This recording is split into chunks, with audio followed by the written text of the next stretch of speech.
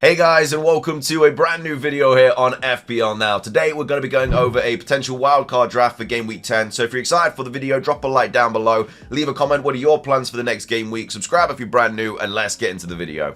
So starting things off, in goal we do have Matt Sells and Fabianski. So Matt Sells has replaced Raya, who has been my goalkeeper on countless wildcard drafts that we have made. The Arsenal defence just don't really seem on it at the moment. They are just fraught with injuries. We don't know what the situation is with Gabriel. Obviously Saliba returns, but they do still have two relatively difficult fixtures coming up as well in Newcastle and Chelsea. So I don't think they are an immediate need.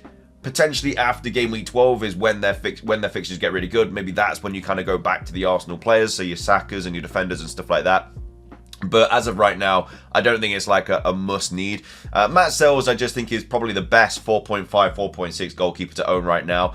There are other options as well, like you could go for a Wolves goalkeeper, you could go for Flecken from Brentford. It's just they can't seem to keep the ball out the net. Whereas Matt Sells, again, doesn't have the greatest fixtures coming up. But for the next two, I think West Ham and Newcastle are fine. And then if you do want to lock in that goalkeeper change, then you can always do that. Bring in Raya, who probably will be around 5.5 by the time that game week 12 rolls around, because I don't think they're going to get any points really over the next couple of fixtures.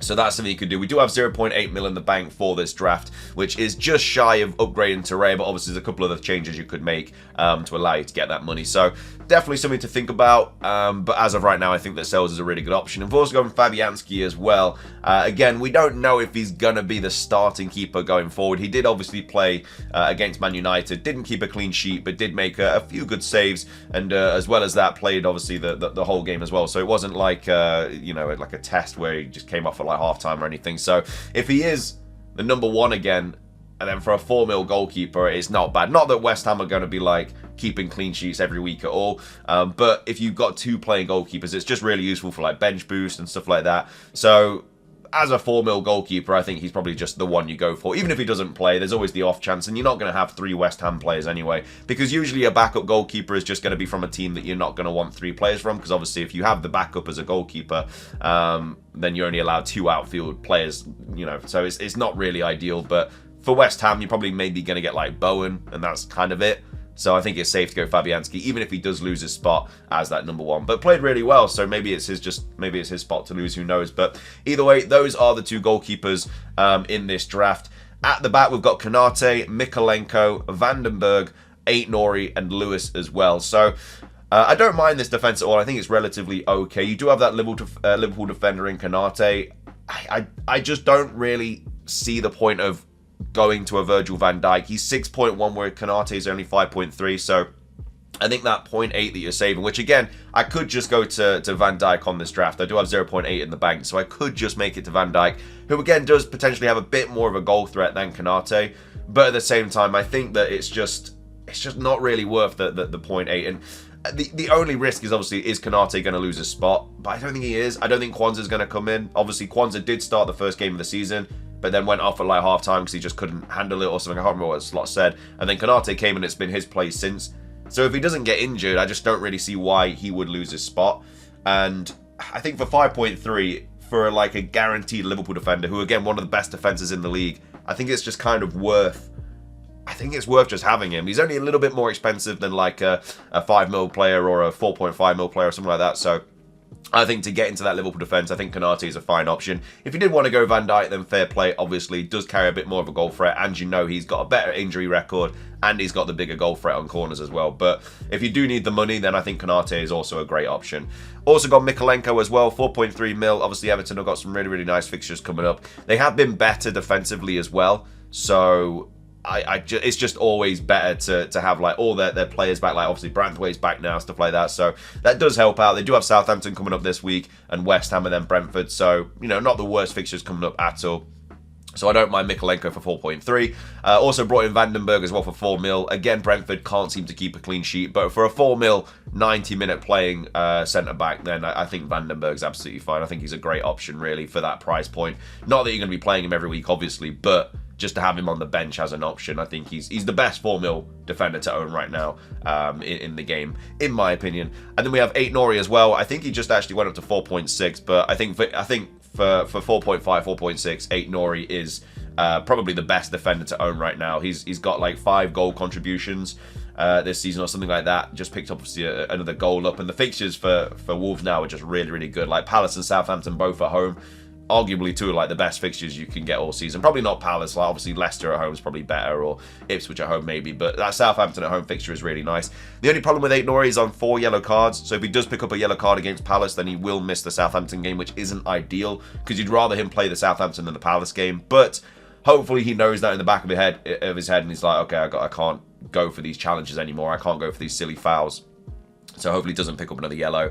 But yeah, I really like Aït-Nouri as an option from Wolves. And then also we've got Lewis as well. He started like 7 of the 8 last games, or like 8 of the 9 last games, or whatever. So he's just I think he's not obviously nailed, but with all the injuries that they've got and stuff, obviously with like Rodri, etc., I think he's fine. And it's not like they've got the best fixtures coming up. And you can always go for a different defender if you wanted to go like, I don't know, like Colwell or something like that from Chelsea. Not that they've got great fixtures until game week 12, but it just kind of saves you a transfer down the line. It's just one of those, like, would you really play Lewis this week as well? Like, obviously, you'd play Konate, you'd play Aït-Nouri, and then you'd probably play Mykolenko as well. So you probably won't even play Lewis, who's got Bournemouth away. But if you wanted to, it's just kind of an option, really. But if you weren't going to, then I could always see I could see the benefits of downgrading him to a Colwell, who's is going to play, and then just obviously have him ready for game week 12 when Chelsea's fixtures get really good. But either way, that's the defence there for this wildcard draft. In midfield, we've got Rodgers, Mbeumo, Palmer, Smith Rowe, and Salah. So Rodgers in there obviously just because he's just the best budget midfielder. He did come off pre-60 in the last game, but I think that's just because of fatigue. It's because of the Champions League. I think that when they play Champions League football, I think you probably just don't play him. Unless it's a really good fixture, you just don't play Rodgers that week, just simply because he's probably going to come. I think he's been hooked early every single time after Champions League, so you always have to think about that in the back of your head. But he's still one of the best players to own in the league this season, in my opinion, just because of the price point. And Mbeumo obviously picks himself ridiculously good numbers this season. He's had like 7 price rises or something like that, absolutely ridiculous. So yeah, he's just a set and forget for a while. He can score against anyone on penalties. Like I say, his numbers since Tony hasn't been playing has just been so good, and obviously Tony's left now. So yeah, Mbeumo is the star man at Brentford, in my opinion.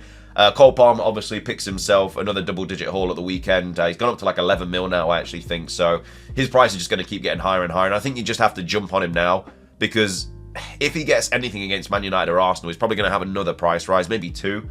And if he's coming in at 11.1, 11.2 by the time that game week 12 rolls around, that's like 0.7 increase from what he started the season on. And it's just, that's a massive difference. That's the difference between like, I don't know, like a Konate and a Van Dijk nearly, you know what I mean? So it is that difference there. So in my opinion, you just have to jump on him as quick as possible, because I think he's the best player in the league, and I think he's only going to get better. His numbers last season, obviously ridiculous, and he's kind of reaching those heights again. So that's why Palmer's in the squad. I've also gone Smith Rowe as well. He's currently 5.7.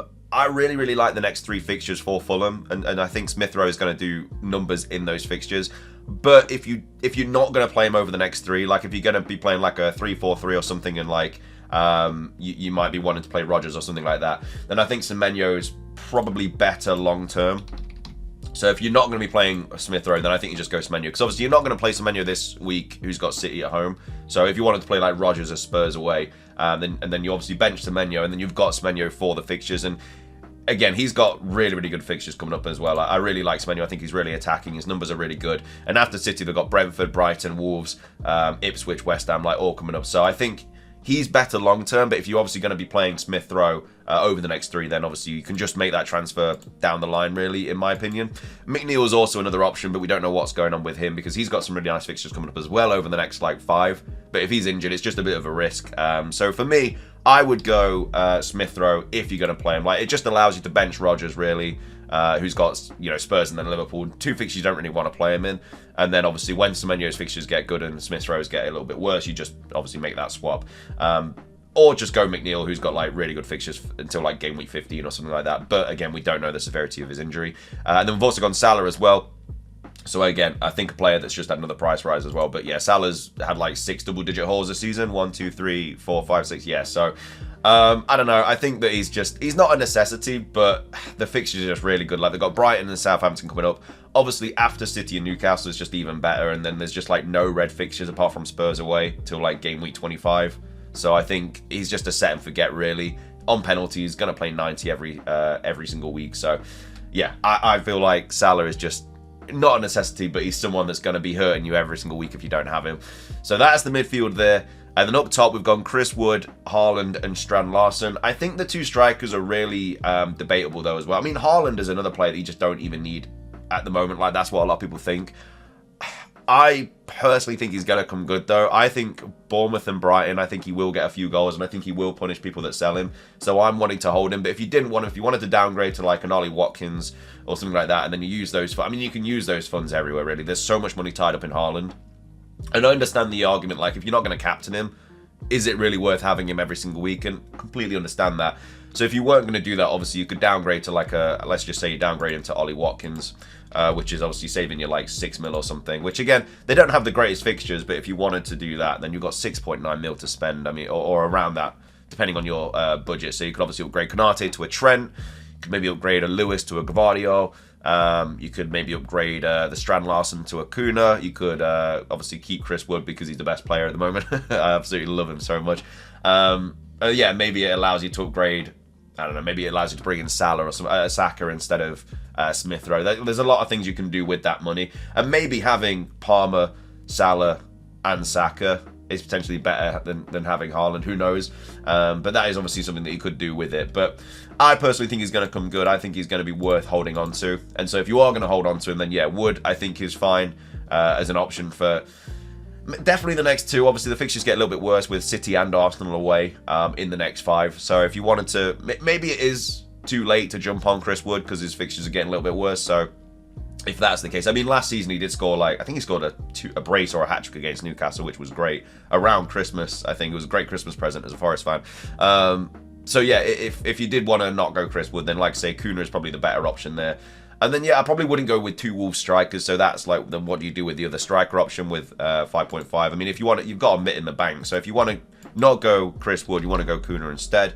Then how much do you have? You have about 6 mil maybe to kind of mess around with. So what other strikers are really for that price point? I don't really know. I've not really been looking at strikers too much. So if we go to forwards, obviously you can't go to like Nicholas Jackson or anyone like that. You could go Raul Jimenez, who's obviously a really good option as well, and maybe just go with that. And then you obviously got 0.5 mil in the bank if you wanted to do something like that. So I don't mind it at all, but again, if you wanted to get rid of Haaland, then there's so much money saved up in him, you can really just splash that everywhere.